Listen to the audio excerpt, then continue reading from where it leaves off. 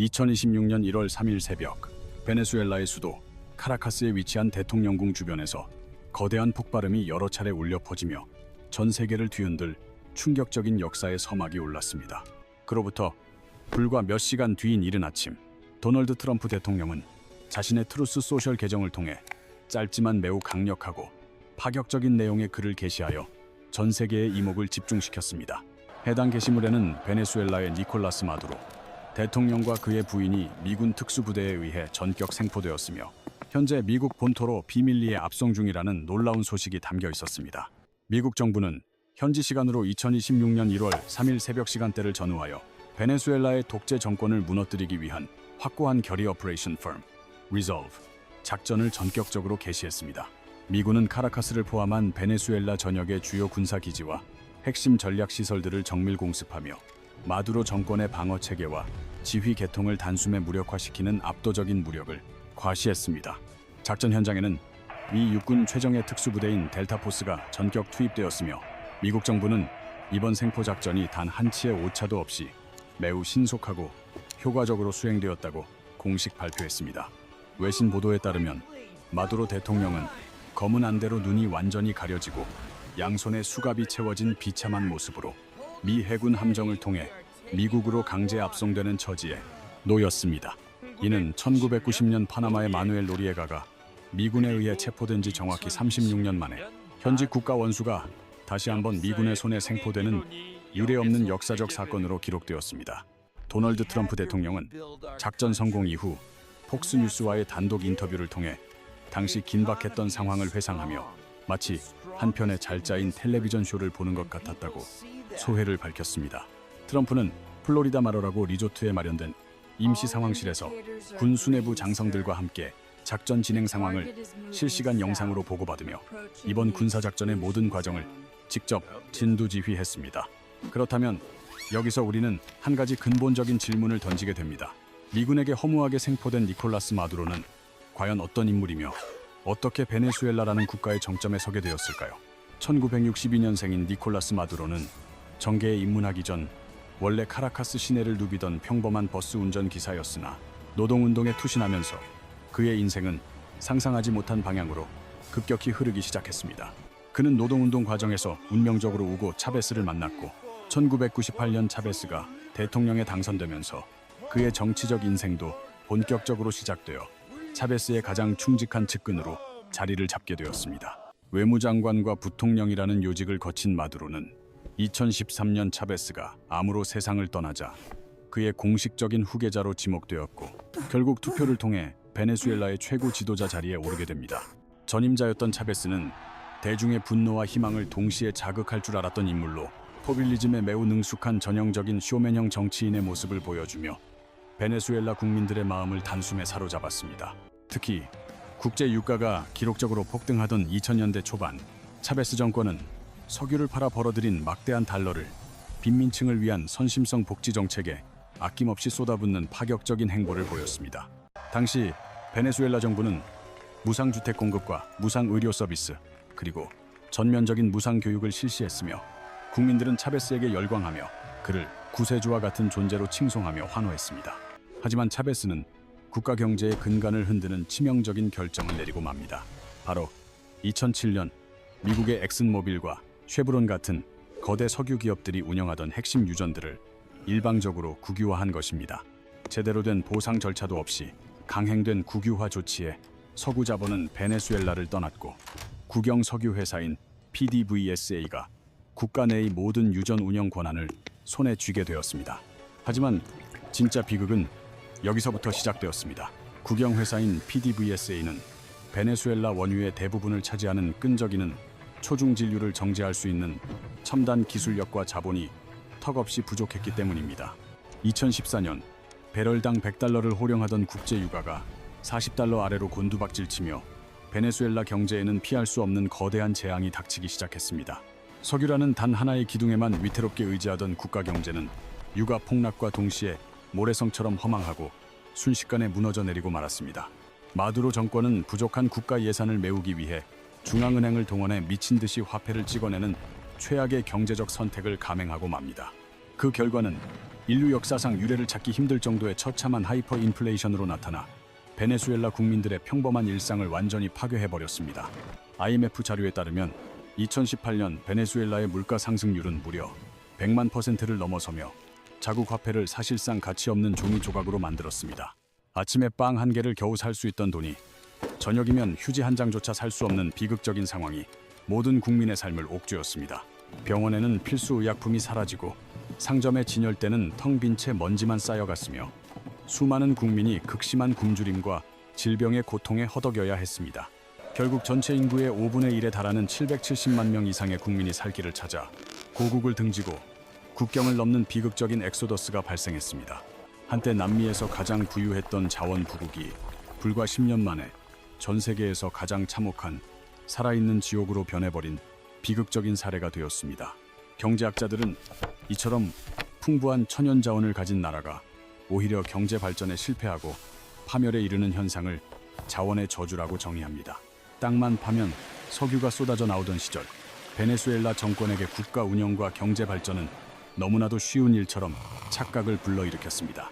고된 노력이 필요한 제조업을 육성하거나 막대한 자본과 시간이 소요되는 기술 개발에 투자할 필요성을 전혀 느끼지 못했던 것이 패착이었습니다. 인재를 양성하고 산업 구조를 다각화하는 대신 당장의 석유 판매 수익에만 안주하며 국가의 장기적인 미래 경쟁력을 스스로 포기한 결과였습니다. 하지만 국제 유가가 폭락하는 순간 석유라는 외줄에만 매달려 있던 국가 경제 전체는 균형을 잃고 한꺼번에 낭떠러지로 추락했습니다. 베네수엘라는 자원의 저주가 보여준 가장 전형적이고도 뼈아픈 사례로 남으며 전 세계 국가들의 자원 관리의 중요성을 다시금 일깨워 주었습니다. 그런데 여기서 우리는 핵심적인 의문을 가져야 합니다. 미국은 왜 하필 2026년 1월이라는 이 미묘한 타이밍을 작전 시점으로 선택했을까요? 표면적으로 내세운 공식적인 명분은 마약 밀매와의 전쟁이었지만 그 이면에는 더욱 거대하고 치밀하게 짜인 지정학적 계산이 깔려 있었습니다. 이번 사태의 본질은 크게 세 가지의 전략적 축이 정교하게 맞물려 돌아가는 미국의 고도화된 글로벌 패권 전략으로 해석할 수 있습니다. 그 첫 번째 핵심 축은 바로 세계 에너지 시장의 주도권을 완벽하게 장악하려는 미국의 압도적인 에너지 패권 강화 움직임입니다. 미국은 이미 셰일 혁명을 통해 세계 최대 산유국이 되었으며 이제 베네수엘라의 막대한 원유 매장량까지 자국의 영향권 아래 두려하고 있습니다. 미국이 베네수엘라 원유에 대한 결정권을 주게 되면 산유국 협의체인 오펙의 영향력을 무력화시키고 에너지 시장의 주도권을 워싱턴으로 완전히 가져오게 될 것입니다. 두 번째 핵심 축은 바로 남미 대륙에서 급격히 세력을 확장해온 중국에 대한 강력한 견제와 전략적 차단이라고 분석할 수 있습니다. 그동안 베네수엘라는 중국이 남미에서 구축해온 가장 중요한 핵심 전략 거점이었으며 중국은 이를 위해 막대한 자본을 투입해왔습니다. 실제로 중국은 베네수엘라에 600억 달러가 넘는 천문학적인 자금을 빌려준 최대 채권국이며 그 대가로 장기적이고 안정적인 석유 공급원을 확보해왔습니다. 미국 입장에서 이러한 구조는 자국의 앞마당이라고 할 수 있는 남미에서 중국의 경제적, 정치적 영향력이 통제 불가능할 정도로 확대되는 것을 의미했습니다. 따라서 이번 작전은 남미에서 미국의 전통적인 영향력을 다시 한번 확인시키고 중국의 전략적 발판을 뿌리째 흔들려는 고도의 계산된 조치였습니다. 마지막 세 번째 축은 국제 금융 질서의 근간인 달러 패권, 즉 페트로 달러 체제를 어떠한 위협으로부터도 굳건히 유지하려는 목적입니다.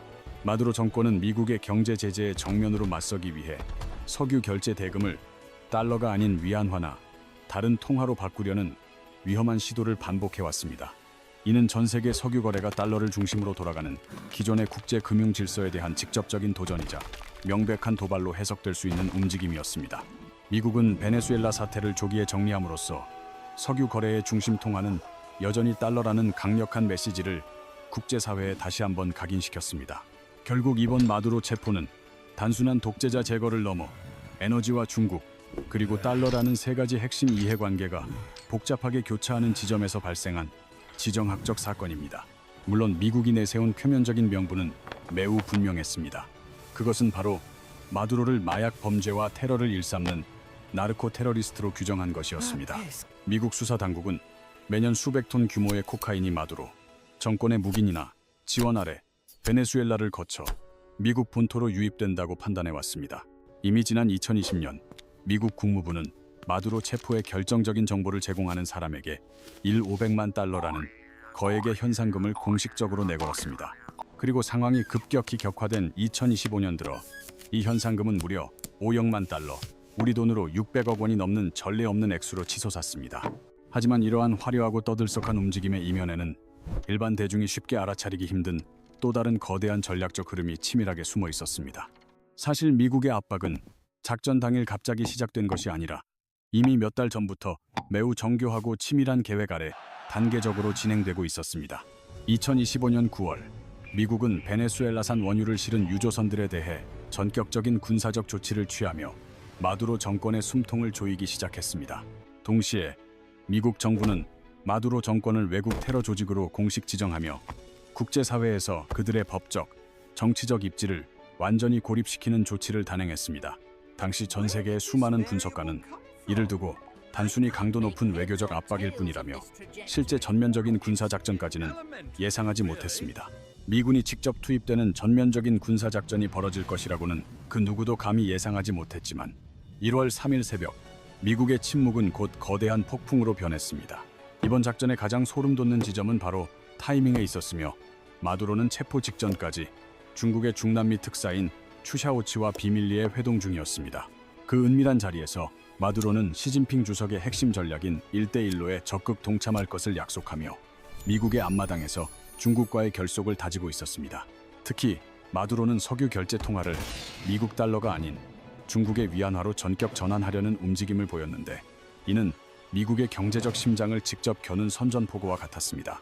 베네수엘라는 무려 3영억 배럴이 넘는 원유를 품고 있는 명실상부 세계 최대의 유전 국가로 그 잠재력은 중동의 맹주 사우디아라비아를 압도합니다. 하지만 마두로 정권의 무능과 기술 부족으로 인해 한때 세계를 호령하던 생산량은 하루 70만 배럴 수준으로 비참하게 쪼그라든 상태였습니다. 이 버려진 노다지나 다름없는 유전들을 헐값에 쇼핑하며 자국의 에너지 안보를 강화하려던 배후 세력이 바로 거대 자본을 앞세운 중국이었습니다. 마두로의 마지막 만찬 상대가 중국 특사였다는 사실은 결코 우연이 아니며 트럼프에게 베네수엘라는 더 이상 단순한 독재 국가가 아닌 제거해야 할 중국의 말뚝이었습니다. 중국은 1대1로를 앞세워 남미의 자원을 잠식해 들어왔고 마두로는 그 선봉에서 미국의 영향력을 지우고 중국의 에너지를 확보해주는 역할을 자처했습니다. 결국 미국은 중국과 베네수엘라 사이에서 형성되려던 새로운 에너지 동맹을 원천 차단하기 위해 가장 극단적이고도 확실한 군사적 선택을 하게 된 것입니다. 이것은 단순히 한 나라의 정권을 교체하는 차원을 넘어 중국에 대한 강력한 경고이자 미국의 에너지 패권을 복원하겠다는 전 세계를 향한 선언이었습니다. 미국이 베네수엘라의 유전을 직접 통제하거나 친미 정권을 세우게 된다면 국제 유가는 더 이상 오펙이나 러시아의 입김에 놀아나지 않게 될 것입니다. 세계 최대 매장량을 가진 베네수엘라의 기름 수도꼭지를 미국이 쥐게 되는 순간 글로벌 에너지 가격의 결정권은 완전히 워싱턴의 손으로 넘어오게 됩니다. 그렇다면 시장은 이번 사건에 대해 어떤 즉각적인 시그널을 보내고 있으며 투자자들은 이 거대한 변화 속에서 무엇을 읽어내야 할까요? 첫 번째는 국제 유가의 중장기적 안정화 가능성으로 미국의 영향력 아래에서 베네수엘라의 생산이 정상화되면 시장에는 엄청난 공급 과잉이 발생하게 됩니다. 이는 전 세계적인 에너지 비용 감소로 이어져 고질적인 인플레이션을 억제하는 강력한 동력이 될 것이며 글로벌 경기 회복의 새로운 전환점이 될 것입니다. 두 번째 시그널은 달러 패권의 재확인으로 원유 결제를 위안화로 바꾸려던 마두로의 시도가 무산되면서 페트로달러 시스템은 더욱 공고해졌습니다. 이는 안전자산으로서의 달러 가치를 다시 한번 전 세계에 증명하는 계기가 되었으며 위안화의 도전을 잠재우는 결정적인 한방이 되었습니다. 세 번째는 금과 비트코인의 변동성으로 전격적인 군사 행동은 시장에 일시적인 충격과 공포를 안겨주며 자산 시장의 대혼란을 야기했습니다. 하지만 미국의 통제력이 확인되는 순간 불안감에 떠돌던 자본은 다시 주식과 채권 시장으로 빠르게 이동하며 새로운 부의 재편을 시작할 가능성이 큽니다. 작전 직후 트럼프 대통령은 폭스뉴스와의 인터뷰에서 미국이 앞으로 베네수엘라를 직접 운영하며 석유 시장을 정상화할 것이라고 선언했습니다. 그는 러시아와 중국이 에너지 수급을 걱정할 필요가 없도록 더 많은 양의 석유를 전 세계에 판매할 것이라고 덧붙여 묘한 여운을 남겼습니다. 하지만 대부분의 사람이 간과한 이 사건의 진짜 의미는 단순히 석유 생산량이 아니라 그 석유가 어떤 통화로 거래되느냐에 숨어 있습니다. 과거 중국은 베네수엘라 석유를 사들일 때 위안화로 직접 결제하거나 위안화 표시 채권을 활용해 페트로달러 체제를 우회하며 영향력을 넓혀왔습니다. 그러나 미국이 석유 시장을 장악하게 되면 베네수엘라의 모든 석유 거래는 다시금 달러를 중심으로 한 기존 국제 금융 질서로 재편될 것입니다. 하루 200만에서 300만 배럴에 달하는 막대한 석유가 오직 달러로만 거래되기 시작하면 국제 금융 시장에는 상상하기 힘든 엄청난 변화가 일어날 것입니다. 전 세계적으로 달러 수요가 폭증하면서 달러 가치는 상승할 것이고 미국은 기축통화국으로서의 지위를 이전보다 더욱 공고히 다지게 될 것입니다. 이는 중국이 지난 10년간 위안화의 국제화를 위해 쏟아부은 천문학적인 자본과 전략적 노력이 단 하룻밤 만에 물거품이 되었음을 의미하는 충격적인 결과입니다. 베네수엘라는 중국의 위안화 전략을 지탱하던 남미의 핵심 전략 거점이었으나 이번 작전으로 인해 그 거점은 지도 위에서 완전히 사라지게 되었습니다. 결국 이번 사태는 표면적으로는 자원을 둘러싼 에너지 전쟁이지만 본질은 세계 패권을 놓지 않으려는 미국의 치열하고 냉혹한 통화 전쟁인 셈입니다. 월스트리트의 기민한 투자자들은 이미 몇 달 전부터 이러한 거대한 변화의 기류를 감지하고 수익을 극대화하기 위해 은밀하게 움직이기 시작했습니다. 지난 9월 미국이 베네수엘라 유조선에 대해 군사 조치를 취했을 때 대다수 투자자는 이를 단순한 압박으로 여겼으나 헤지펀드들의 생각은 전혀 달랐습니다. 영리한 헤지펀드들은 시장의 공포가 극에 달했던 시기를 틈타 가치가 폭락한 베네수엘라 국채를 바다권에서 조용하고 신속하게 쓸어 담았습니다. 당시 마두로 정권의 국채는 액면가의 10%도 되지 않는 가격에 거래되며 시장에서 사실상 쓰레기 취급을 받던 가치 없는 휴지 조각이었습니다. 하지만 1월 3일 마두로 체포 소식이 전해지자마자 이 쓰레기 같던 국채 가격은 단기간에 유례없는 급등세를 보이며 기록적인 폭등을 기록했습니다. 결국 막대한 불을 거머쥔 사람들은 대중의 공포를 비웃으며 몇 달 전부터 미리 채권을 대량으로 매집해둔 소수의 통찰력 있는 투자자들이었습니다. 대다수의 일반 투자자가 뉴스를 보고 충격에 빠져 허둥댈 때 정보를 먼저 읽은 자들은 이미 가장 유리한 고지를 선점하고 여유를 즐겼습니다. 이것이 바로 정보의 시차가 만들어내는 잔인한 부의 격차이며 현대 자본주의 사회에서 고급 정보가 곧 막대한 권력임을 보여주는 명확한 사례입니다. 베네수엘라는 세계 최대의 석유 매장량을 가졌음에도 국민들이 굶주리는 역설에 직면했는데 그 이유는 아이러니하게도 석유가 너무 많았기 때문입니다. 땅만 파면 검은 황금이 쏟아져 나오던 환경은 베네수엘라 정권으로 하여금 치열한 기술 개발 대신 언제나 가장 쉽고 편한 길만을 선택하게 만들었습니다. 힘들게 제조업을 키우고 기술을 개발하며 미래를 설계하는 대신 단순히 석유를 팔아 얻은 수익을 나누어 주는 것에만 급급한 나머지 국가 경쟁력을 상실했습니다. 국가가 무상으로 제공하는 현금에 익숙해진 국민들은 더 이상 스스로 일할 필요성을 느끼지 못하게 되었고 정부 보조금 없이는 살 수 없는 구조가 되었습니다. 하지만 국제 유가가 폭락하며 정부의 수입이 끊기자 모든 것이 멈춰버렸고 다른 산업 기반이 전무했던 베네수엘라 경제는 속절없이 자멸의 길로 들어섰습니다. 오직 석유 하나라는 단일 산업에만 눈이 멀어 의존하던 나라가 석유 가격 하락이라는 외부 충격 한 번에 국가 전체가 모래성처럼 무너져 내린 것입니다. 반면 우리 대한민국과 이웃나라 일본의 사례를 보십시오. 이들은 석유 한 방울조차 나지 않는 지구상에서 가장 척박한 자원 빈국들이라는 공통점이 있습니다. 하지만 역설적이게도 자원이 전혀 없었기에 우리는 생존을 위해 다른 길을 찾아야만 했고 그것은 바로 사람의 두뇌와 첨단 기술에 대한 끝없는 투자였습니다. 피나는 노력으로 정밀 기술을 개발하고 제조업을 일으키며 인재를 양성하는데 국가의 모든 명운을 걸었고 자원 대신 기술력으로 세계 시장을 정복해 나갔습니다. 결국 천연 자원이 부족했기 때문에 베네수엘라와는 정반대로 창의적인 노력을 지속할 수 있었고 오늘날 세계적인 경제 강국으로 우뚝 설 수 있었던 것입니다. 가장 풍요로운 자원이 오히려 가장 참혹한 빈곤을 만들어낸 베네수엘라의 비극은 전 세계 국가들의 자원의 저주라는 뼈아픈 역설적 교훈을 남기고 있습니다. 마두로 체포 작전이 성공한 직후 중국 외교부는 즉각적으로 날이 선 공식 성명을 발표하며 미국을 향한 강도 높은 비난과 강한 불쾌감을 여과 없이 드러냈습니다. 중국은 미국의 행위가 국제법을 짓밟고 베네수엘라의 주권을 심각하게 침해한 패권적 폭거라며 국제사회가 이를 강력히 규탄해야 한다고 목소리를 높였습니다. 러시아와 쿠바 그리고 이란 역시 미국의 군사 행동을 강력히 규탄하며 마두로 정권에 대한 변함없는 지지와 연대 의사를 공식적으로 표명하며 미국을 압박했습니다. 그러나 이러한 주변국들의 거센 반발에도 불구하고 트럼프 대통령은 인터뷰에서 시진핑 주석과 여전히 좋은 관계라며 아무런 문제가 없을 것이라고 여유롭게 대답했습니다. 강력한 무력 행사 뒤에 숨겨진 트럼프 특유의 치밀하고 계산된 외교적 메시지가 다시 한번 전 세계를 향해 던져진 지정학적으로 매우 인상적인 장면이었습니다. 우리는 중국과 러시아의 거친 입담 뒤에 숨겨진 G 국가들의 냉혹하고 철저한 국가적 손익 계산서를 정확하고 날카롭게 읽어낼 수 있는 통찰력이 필요합니다. 중국 외교부의 분노 이면에는 베네수엘라에 빌려준 600억 달러 규모의 막대한 채권이 공중분해될 수 있다는 지극히 현실적이고도 절박한 우려가 깔려 있습니다.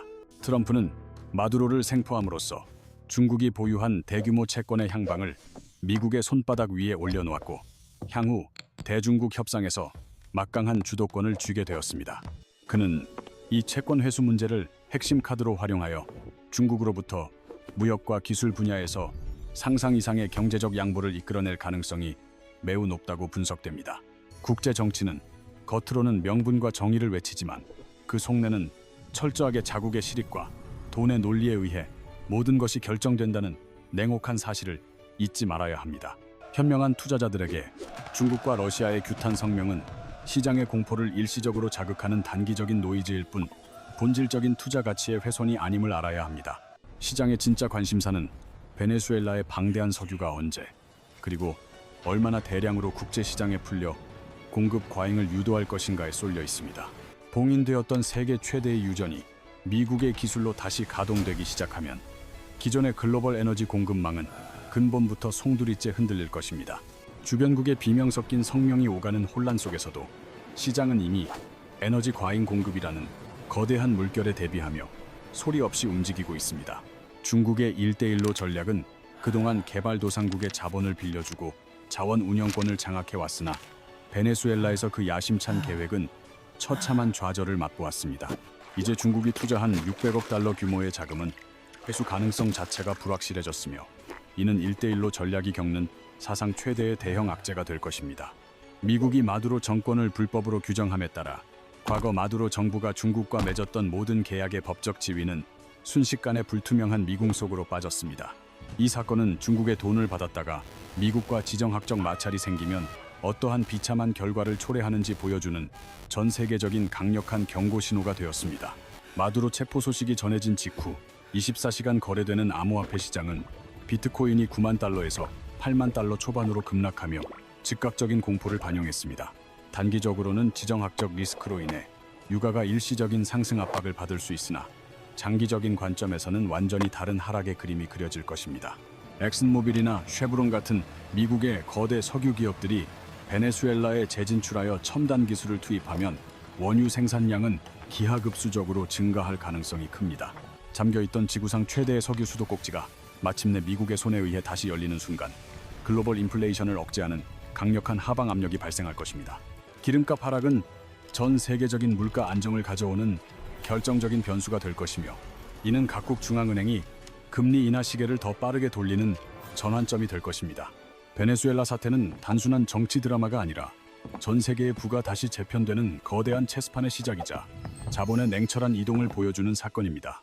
현재 베네수엘라 내부 상황은 야권의 환호와 친마두로파 군부의 저항이 엇갈리며 한치 앞을 내다볼 수 없는 극심한 불확실성의 투수로 빠져들고 있습니다. 미국은 이번 작전을 정밀 타격으로 끝내고 싶겠지만 상황이 장기화될 경우 치안 유지를 위해 미군 병력을 추가 주둔시켜야 하는 부담을 안을 수도 있습니다. 생포된 마두로는 현재 뉴욕으로 압송되어 대규모 마약 밀매와 테러 지원 혐의로 미 연방법원의 준엄한 심판과 종신형이라는 차가운 결말을 기다리고 있습니다. 마두로가 법정에 서는 사이 베네수엘라 내부에서는 권력의 급격한 재편이 일어날 것이며 미국은 자국 실익에 부합하는 새로운 정부 수립을 지원할 것입니다. 2026년 오늘 중남미는 미국의 앞마당이며 외부 세력의 개입을 용납하지 않겠다는 미국의 오래된 원칙인 멀로 독트린은 다시 한번 현실이 되었습니다. 역사는 반복되지 않더라도 특유의 리듬을 가지고 흐르며 지금 이 순간 베네수엘라에서는 석유의 물줄기와 달러 패권의 재확인이라는 새로운 역사가 쓰이고 있습니다. 급변하는 세계 정세 속에서 돈의 흐름을 읽는 눈을 가진 자만이 부의 대이동이라는 거대한 파도 위에서 자신의 자산을 지키고 기회를 잡을 수 있을 것입니다.